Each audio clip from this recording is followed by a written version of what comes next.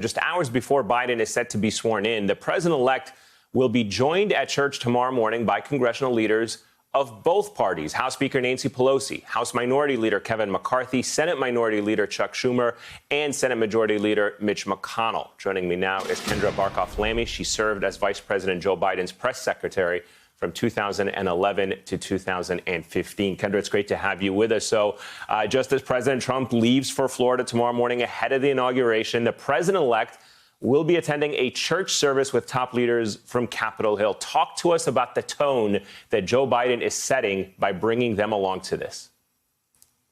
Well, he'll obviously be setting a tone that he wants to work together with Republicans, which is something that he has done from the start. From the time he launched his campaign, he said that he wanted to be a president for all Americans, not just someone that for those who voted for him, but for every American. And that's what he's done by inviting leaders of both parties to attend the church service with him.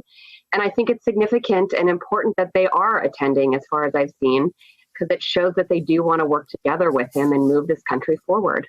And let me ask you on a personal note, you worked with Joe Biden for 4 years. Take a moment to tell us what this moment is like for him today, coming to Washington for an inauguration that, unfortunately, most Americans will have to watch virtually in light of the pandemic. When you were by his side years ago, did he ever indicate or imagine that this is where he would one day be serving in this role?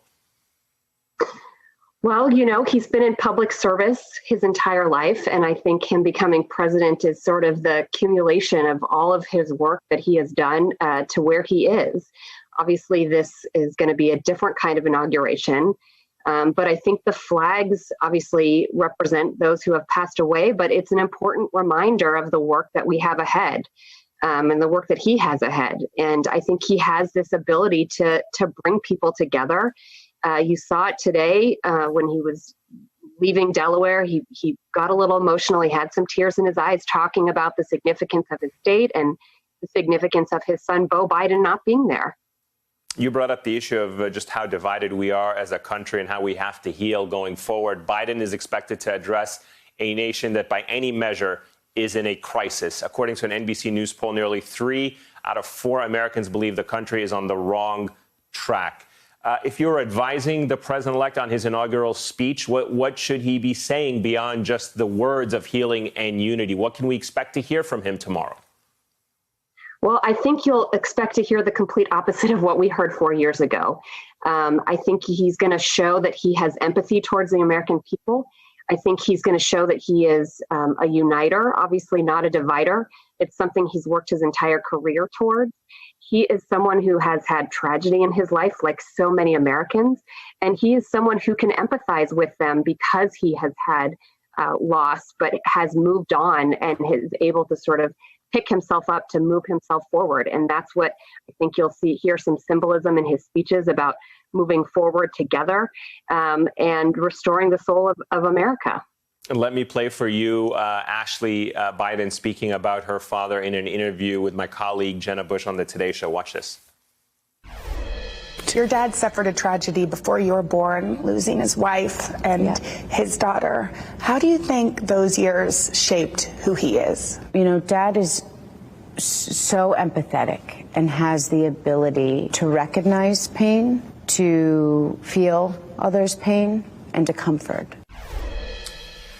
You just talked about the importance of empathy. It is going to be on full display today when he stands there on the steps of the Lincoln Memorial and speaks out, overlooking 400,000 American flags representing the hundreds of thousands of Americans' lives lost. How do you expect the president-elect to use his own experiences to bring this country together? I think you just said it exactly right, which is he has had loss in his life. He has lost his wife, he's lost his daughter, and most recently he's lost his son, Beau, who we all know was an amazing hero, National Guardsman.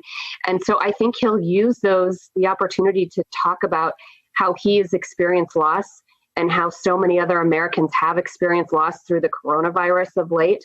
And he'll pivot in towards, moving America into a better place and one that everybody can come together so we can, combat so many issues that are facing Americans.